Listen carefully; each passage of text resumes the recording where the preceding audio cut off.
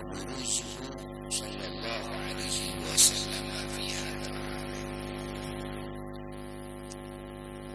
وبعثته صلى الله عليه وسلم إلى الثقلين وإلى كافة خلقه تبارك وتعالى وحضوره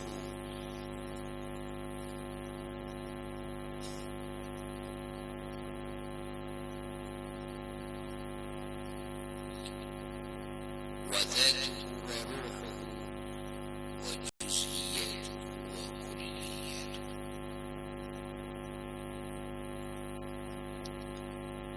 وأشهد أن لا إله إلا الله وحده لا شريك له وأشهد أن سيدنا ونبينا محمدا عبده ورسوله وخاتم أنبيائه فلا نبي بعده اللهم صل وسلم وبارك على سيدنا محمد النبي الأمي الحبيب الأمين القدر العظيم الجاه وعلى آله وصحبه وسلم أما بعد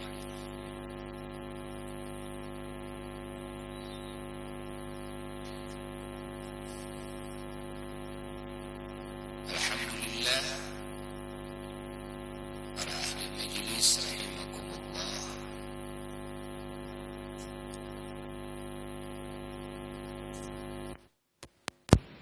Al-Fakir ilallah, memuji kepada Allah Jalla Jalaluhu wahdah atas segenap nikmatnya, karunia-Nya, baik kepada pribadi, keluarga, keturunan, orang tua, leluhur, guru-guru, murid-murid, dan setiap ikhwan yang Al-Fakir cintai, yang mencintai kepada Al-Fakir, yang Al-Fakir sayangi, yang menyayangi kepada Al-Fakir, yang berbuat baik kepada Al-Fakir, dan tetangga, para sahabat-sahabat, dan ikhwan mukminin mukminat, muslimin muslimat. Baik nikmat ijad, diciptakannya kita semua dan segala fasilitasnya, maupun nikmat imdad, pertolongannya, maupun nikmatul baqa, nikmat dikekalkan kita dan punya harapan mudah-mudahan menjadi ahli surganya yang abadi, kekal. Ini nikmatul baqa, di mana hewan oleh Allah tidak dikasih nikmat baqa, yakni nikmat kekal. Bumi juga tidak, langit juga tidak, matahari, bulan, bintang tidak.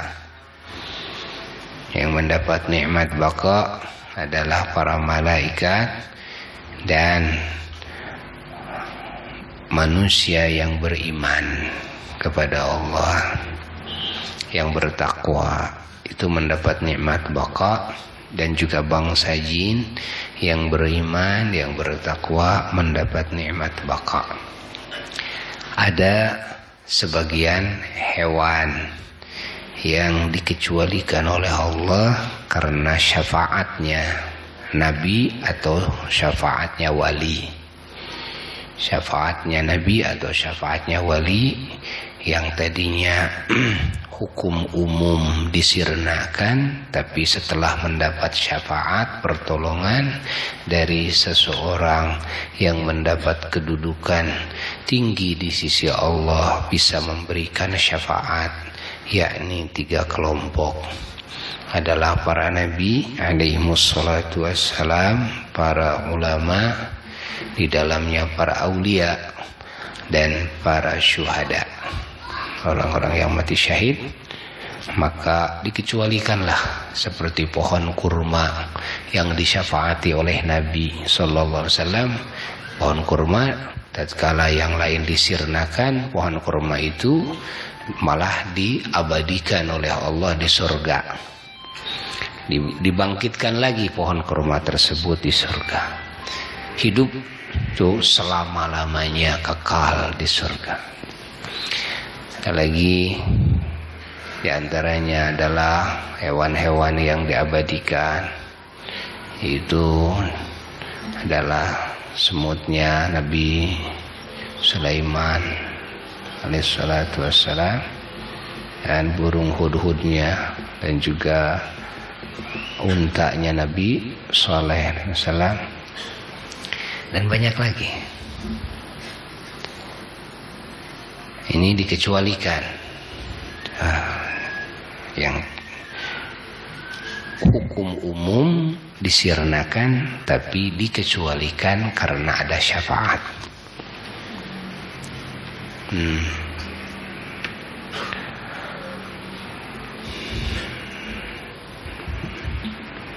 Bahkan menurut para aulia, kalau syafaat itu bisa saja terjadi dari siapapun yang mempunyai kedudukan bisa memberikan syafaat. Apa yang dia kehendaki bisa dibawa ke surga. Bisa. Mau membawa hewan, mau membawa tumbuh-tumbuhan, mau membawa apa saja bisa. Bukan cuma yang tertera di dalam hadis saja. Adapun kalau untuk dalil, untuk hujah, itu harus berdasarkan dalil, ya, berdasarkan keterangan yang jelas dari Quran, dari Sunnah. Mana dalilnya bahwa di antara hewan atau tumbuh-tumbuhan ada yang dikekalkan hukumnya, sementara bumi ini dengan seisinya disirnakan, langit pun disirnakan, matahari, bulan, bintang disirnakan, tapi kok ada tumbuh-tumbuhan yang dikekalkan, ada hewan yang dikekalkan. Nah, itu harus berdasarkan keterangan. Itu cuma segelintir, hanya dalam jumlah bilangan yang sangat kecil yang terdapat keterangan-keterangannya. Namun kalau melihat dari sisi alasan dikekalkan itu, diantaranya adalah karena syafaat. Kalau karena syafaat, maka setiap yang memiliki kedudukan bisa memberikan syafaat, pada hakikatnya bisa mensyafaati siapapun dan apapun sehingga dibawa ke surga. Bisa. Itu penjelasan daripada para aulia-aulia Allah. Maka kita semuanya harus yakin terhadap kedudukan syafaatnya para aulia, syafaatnya para ulama-ulama Allah, syafaatnya para syuhada-syuhada Allah, syafaatnya para nabi-nabi Allah.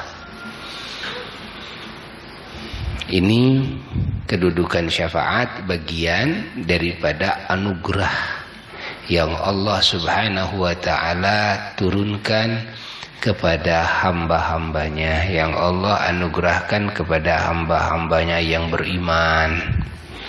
Iman kepada Allah, iman kepada Rasul-Rasulnya Allah, iman kepada kitab-kitabnya Allah, iman kepada malaikat Allah, iman kepada hari akhirat, dan segala kejadian-kejadian yang sudah difirmankan oleh Allah, yang sudah disabdakan oleh Rasulullah SAW dalam hadis-hadis mutawatirnya, hadis-hadis sahihnya, dan juga iman kepada takdir, iman kepada takdir, baik buruk semuanya hakikatnya dari Allah Jalla Jalaluhu wahda. Orang-orang yang beriman mendapat anugerah dari Allah, di samping anugerah yang langsung hubungannya dengan Allah, kedua anugerah yang melalui wasilah. Ada yang langsung hubungannya dengan Allah tanpa wasilah, ada yang dengan wasilah. Makanya cara kita meminta kepada Allah menjadi dua. Satu caranya langsung, dua juga caranya memakai wasilah, yakni tawasul caranya. Allah juga memberikan anugerah kepada hamba-hambanya yang beriman, ada yang secara langsung, ada yang melalui wasilah. Ini anugerah dari Allah, bahwa keberadaan wasilah ini adalah anugerah dari Allah Jalla Jalaluhu wahda, sehingga banyak hamba-hamba Allah yang selamatnya itu ada yang dari sisi karena mendapat anugerah langsung, ada yang dari sisi wasilah, ada yang selamat karena memang amalnya bagus, akidahnya sempurna, ilmunya luas, akhlaknya terpuji, tidak melakukan maksiat tuh. Atau melakukan maksiat tapi tobat dia sebelum matinya, lalu mendapat ampunan Allah, lalu matinya husnul khatimah, masuk surga. Ada yang orang selamatnya itu tidak dari sisi itu. Iman sih punya, tapi lemah. Akhlak yang terpuji punya, tapi akhlak yang tercelanya banyak. Amal soleh kadang-kadang sering dilakukan, tapi amal salahnya pun juga sering juga dilakukan. Nah, lalu tidak benar di dalam bertaubatnya, sehingga di waktu matinya saja dia lagi berdosa. Dia berhak mendapatkan siksa Allah kalau Allah tidak mengampuninya. Tapi dia tidak musyrik kepada Allah.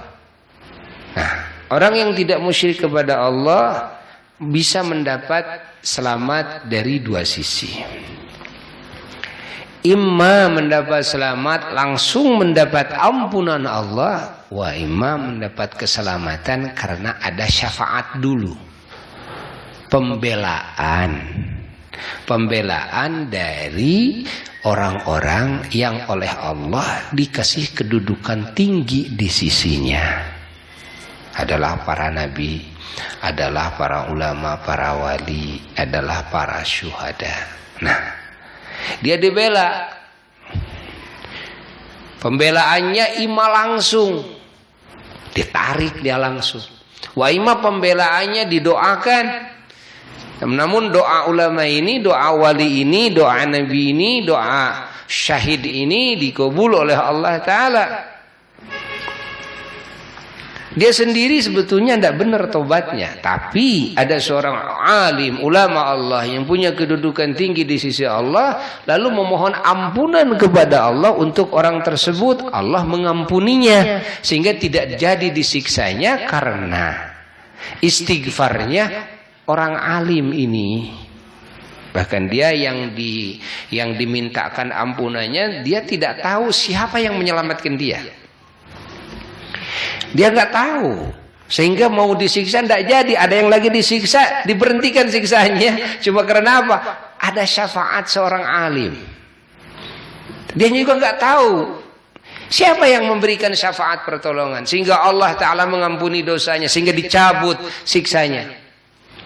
Ya, ternyata diam-diam ada seorang alim atau seorang wali atau seorang syahid atau seorang nabi yang meminta kepada Allah ampunan untuknya, meminta kepada Allah rahmat untuknya.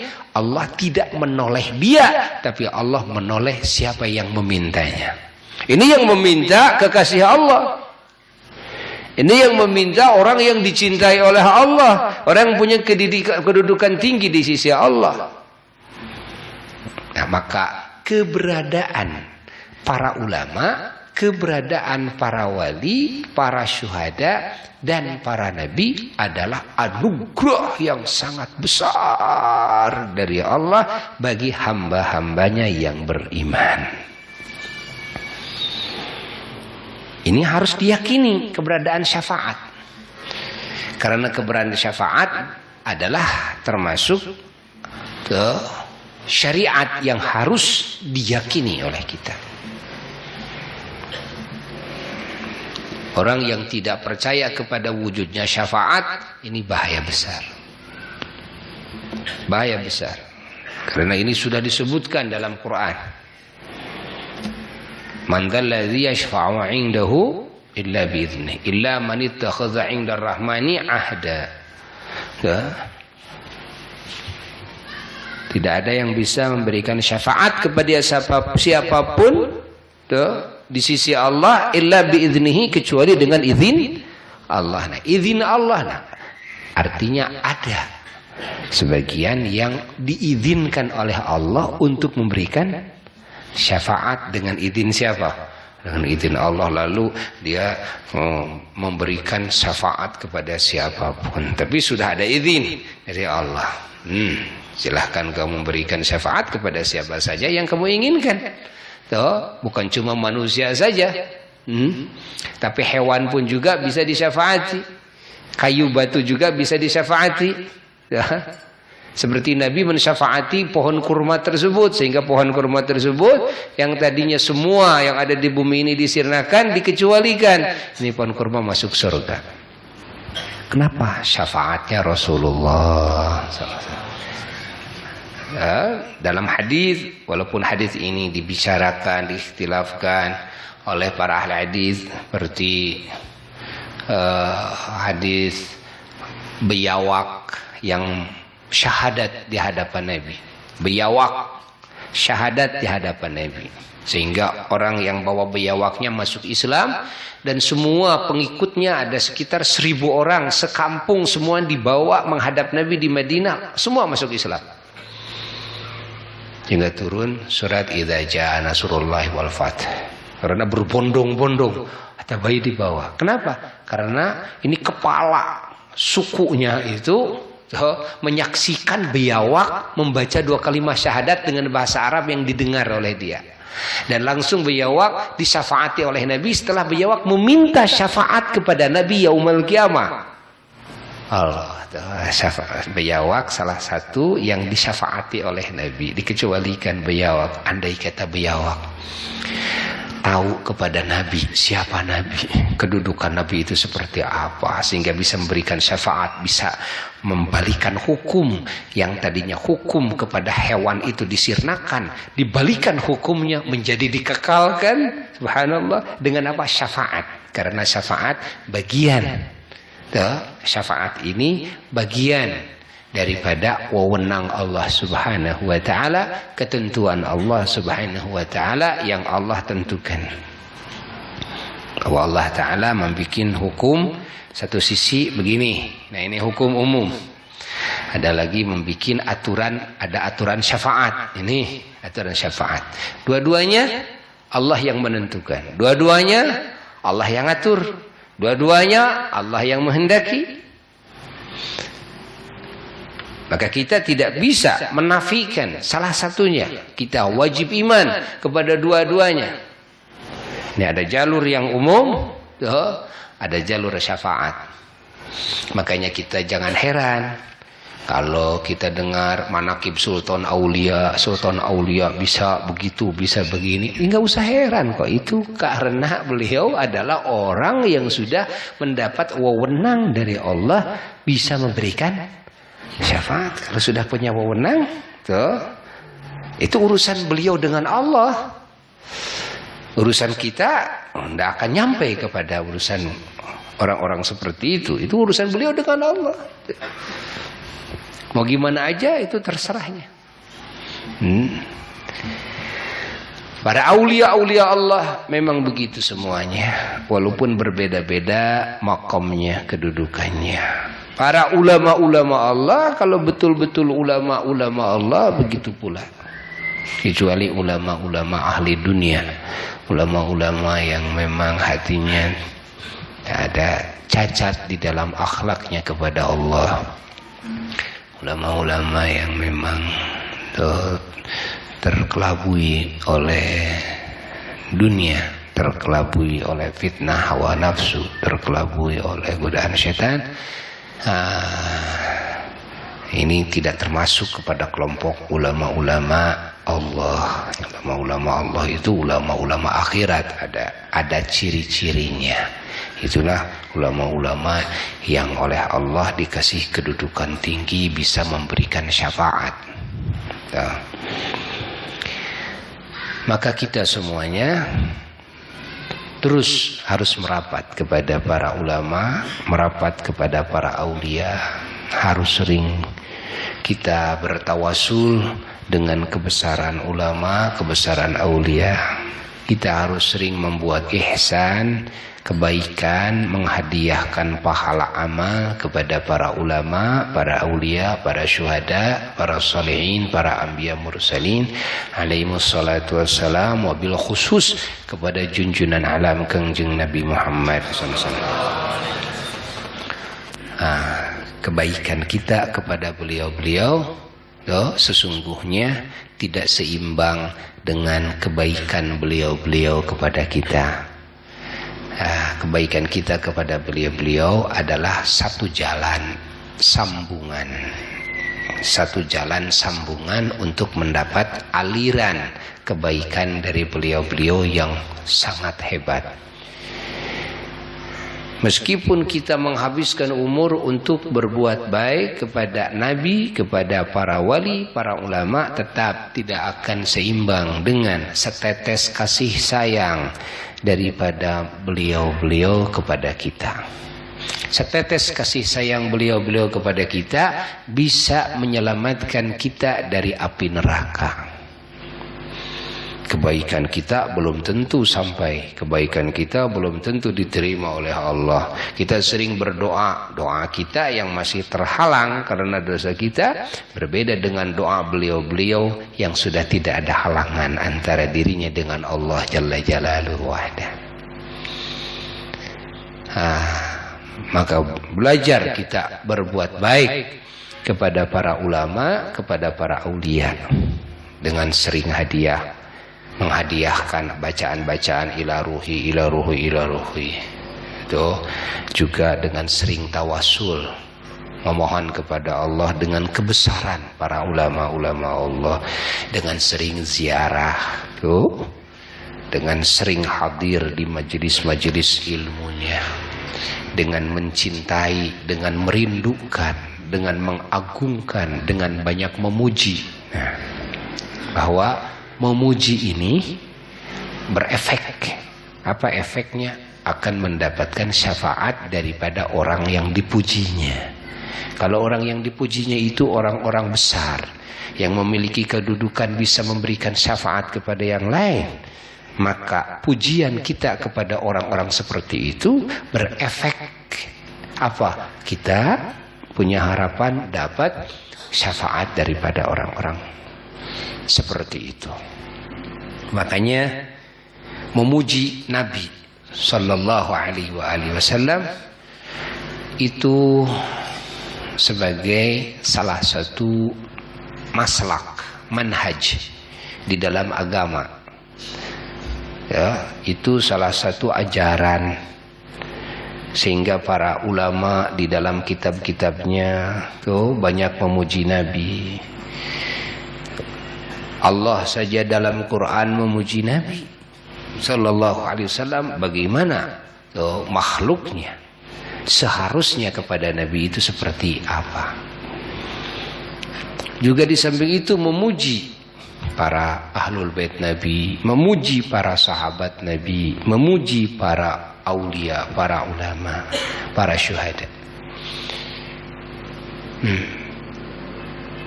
Mereka adalah orang-orang yang tidak mau dipuji. Bahkan mereka orang-orang yang kebiasaannya mengumpetin semua amal solehnya semampu mungkin, sehingga orang tidak ada yang tahu. Namun mereka adalah orang-orang yang memiliki sifat-sifat keterpujian sehingga berhak untuk dipuji.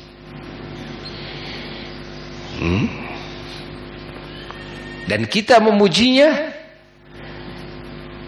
itu bagian daripada ibadah. Apa dasarnya? Dasarnya Allah memujinya. Kalau Allah memuji orang-orang yang takwa dalam Quran, kalau Allah memuji orang-orang saleh dan para ulama, para aulia dalam Quran, kalau Allah memuji para sahabat Nabi dalam Quran, kalau Allah memuji para anbiya mursalin, para nabinya, rasulnya, wabil khusus junjunan alam sayyiduna wa maulana Muhammad sallallahu alaihi wasallam dalam Quran. Nah, ini artinya sudah merupakan agama di mana kita pun juga harus mengikuti akhlak Allah. Takhallaqu bi akhlaqillah. Rasulullah SAW bersabda dalam sebagian hadisnya, takhallaqu bi akhlaqillah. Kalian harus berakhlak dengan akhlak Allah. Salah satu akhlak Allah adalah memuji hamba-hambanya yang saleh. Maka kita memuji juga kepada hamba-hamba Allah yang saleh. Mereka para aulia, mereka para ulama, mereka para syuhada, mereka para anbiya, puji oleh kita. Sehingga kita memuji kepada Allah dengan memuji juga kepada makhluk-makhluk Allah yang dipuji oleh Allah. Berarti memuji kita kepada makhluk Allah yang dipuji oleh Allah karena Allah, bukan karena hawa nafsu kita, bukan karena mengikuti keinginan setan, bukan, tapi karena Allah. Dengan pujian-pujian yang tidak keluar daripada sifat-sifat keterpujiannya. Karena kalau kita memuji dengan pujian yang keluar dari sifat keterpujiannya berarti dusta. Nah, jadi Cina tidak memakai taksir, tidak taksir, tidak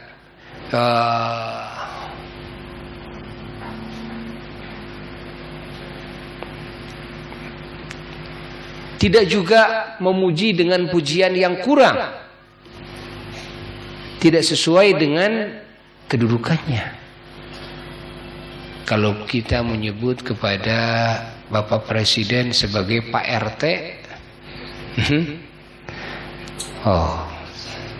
selamat datang Pak RT, tapi bilangnya sama Pak Presiden, itu pujian yang benar apa yang salah? Tepat kepada sifatnya tidak, tepat kepada kedudukannya tidak. Nah itu. Makanya para ulama-ulama Allah menganggap pujian-pujian kepada Rasulullah Sallallahu Alaihi Wasallam itu semuanya, pemuji itu semuanya tidak tepat kepada hakikat kedudukan, ketinggian, kebesaran Kangjeng Nabi Muhammad Sallallahu Alaihi Wasallam di sisi Allah. Kenapa? Karena kalau Allah memuji seperti itu, kita tidak akan mungkin bisa menyamai pujian Allah kepadanya seperti itu. Nah, dan bagaimana hakikat kebesaran Nabi di sisi Allah kita tidak tahu. Makanya pujian-pujian manusia kepada Nabi, jangankan kita, sahabat pun juga merasa tidak mampu untuk memuji dengan sifat keterpujian yang hakiki yang ada pada diri Nabi sesungguh-sungguhnya. Karena tidak ada yang tahu bagaimana ketinggian derajat Nabi kita Sayyidina wa Maulana Muhammad sallallahu alaihi wasallam di sisi Allah Jalla Jalaluhu. Sehingga makhluk tidak ada yang mampu mensifati keterpujian Nabi. Tidak ada yang mampu. Maka tatkala semuanya makhluk diperlihatkan oleh Allah, kepada keagungan, kebesaran, keindahan, kecakapan Nabi kita Sayyiduna wa Maulana Muhammad sallallahu alaihi wasallam yaumul qiyamah, tatkala Allah memberikan dandanan kepada Nabi kita, dandanan kebesaran, keindahan, keagungan di waktu itu yaumul qiyamah, Nabi kita didudukan di satu kedudukan yang tidak pernah satupun oleh Allah diposisikan dan didudukan di tempat seperti itu kecuali hanya Nabi kita sallallahu alaihi wasallam. Maka semua makhluk, semuanya makhluk, malaikat, manusia, semuanya makhluk, semuanya dipertontonkan oleh Allah kepada keagungan Nabi. Maka semua makhluk tuh semuanya sebutkan dalam hadis alladzi yaghbituhu fihil awwalun wal akhirun. Semua makhluk yang awal yang akhir semuanya pada terkesimak. Semuanya pada menginginkan kedudukan itu. Saking apa? Saking hebatnya kedudukan tersebut. Saking hebatnya tak terkira, tak terduga bahwa Rasulullah Shallallahu Alaihi Wasallam seperti itu. Itu baru yang kelihatan saat itu, belum yang setelah itu. Oleh Allah terus ditaikan, sehingga di surga oleh Allah terus Nabi kita ditaikan derajatnya ila ma la nihayata lahu, sampai tiada batasnya. Sampai tiada batasnya. Maka semua pemuji Nabi tidak akan ada yang tepat kepada hakikat sifat keterpujian Nabi. Hakikat sifat keterpujian Nabi tidak ada yang tepat. Semuanya akan kurang dan kurang. Padahal yang kurang itu yang sudah habis-habisan memujinya. Yang kurang itu yang sudah habis-habisan memujinya. Tetap kurang. Apalagi seperti kita orang yang bodoh, tidak tahu bagaimana sifatan keterpujian Nabi. Saya nggak tahu tentang Nabi. Saya cuma tahu tentang bola saja. Saya cuma tahu tentang bintang film ABC saja. Saya cuma tahu tentang artis ABC saja. Kalau soal Nabi saya tidak tahu. Bagaimana bisa memuji dengan sesungguh-sungguhnya? Orang yang tahu saja kepada Nabi semuanya tidak ada yang tepat kepada hakikat keterpujian Nabi. Apalagi kita. Tapi kita harus terus berusaha mengenal sosok Nabi kita Sayyiduna wa Maulana Muhammad sallallahu alaihi wasallam.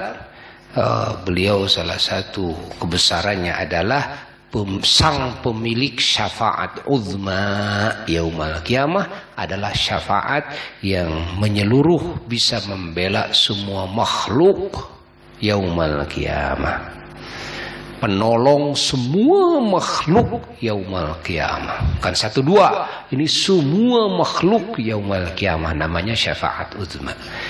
Dan hanya dipegang, hanya dipunyai, dimiliki oleh baginda Nabi besar Muhammad sallallahu alaihi wasallam.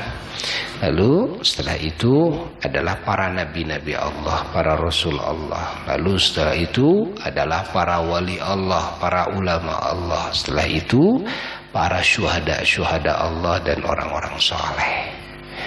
Maka kita harus terus bergabung dengan beliau-beliau, harus terus punya hubungan erat dengan beliau-beliau, keluarga kita, anak cucu kita. Jangan sampai putus daripada hubungan dengan beliau-beliau. Hadirkan di majelis ilmu, dekatkan dengan ulama, terus bawa ziarah kepada para wali, kenalkan kepada mereka yang namanya wali-wali Allah itu seperti apa, ulama-ulama Allah seperti apa, syuhada-syuhada Allah, orang-orang soleh, para nabi Allah, wabil khusus junjunan alam Sayyidina wa Maulana Muhammad sallallahu alaihi wasallam.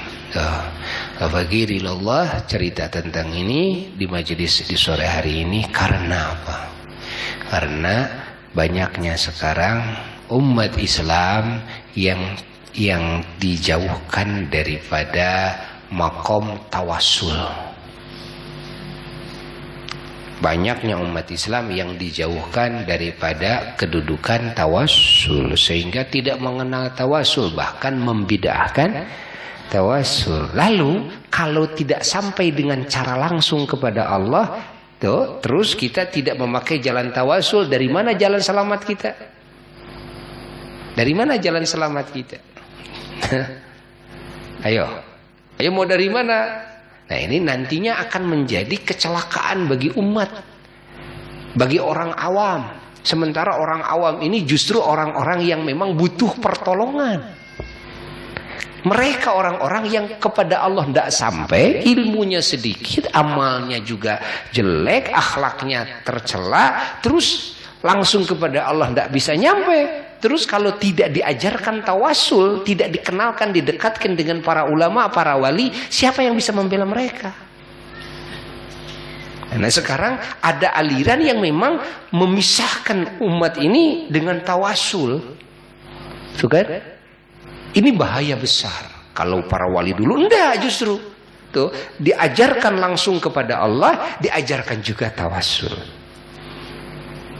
Nanti kemungkinan selamat bisa dari dua. Kemungkinan selamat bisa dari salah satu dari dua tersebut. Kalau hanya satu saja yang diajarkan, tuh langsung saja kepada Allah. Ya kalau nyampe ya alhamdulillah bisa. Tuh. Tapi bagaimana dengan keadaan sekarang umat ini? Nah, siapa yang bisa membela mereka? Bagaimana mereka kalau dijauhkan dari tawassul bisa selamat? Bagaimana? Dan siapa yang bisa menyelamatkan mereka? Siapa yang bisa menyayangi mereka?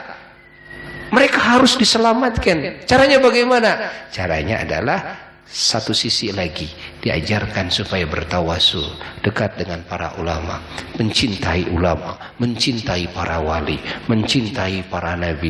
Terus diajarkan seperti itu.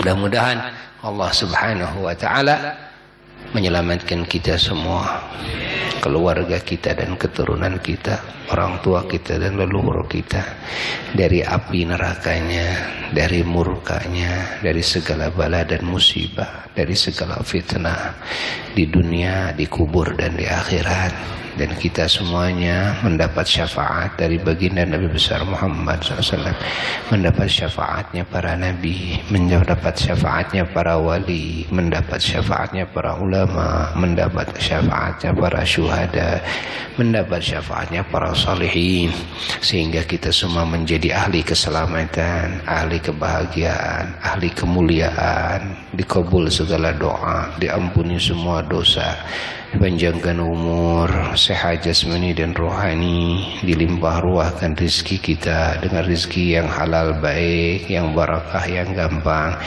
diberikan rumah tangga yang mawaddah sakinah warahmah, diberi teman hidup yang soleh, solehin, solehat, dan keturunan yang solehin, solehat, dan menjadi qurrata ayun semuanya, diberikan keamanan, kenyamanan, ketentraman, dan negeri kita menjadi negeri taufik hidayah, negeri rahmat, negeri barakah, negeri taufik, negeri hidayah, negeri barakah, negeri taufik, negeri hidayah, negeri barakah, dan negeri rahmat, negeri nikmat, negeri selamat, negeri aman dan nyaman, dengan kebesaran Nabi besar Muhammad sallallahu alaihi wasallam. Bisyurri asril Fatihah.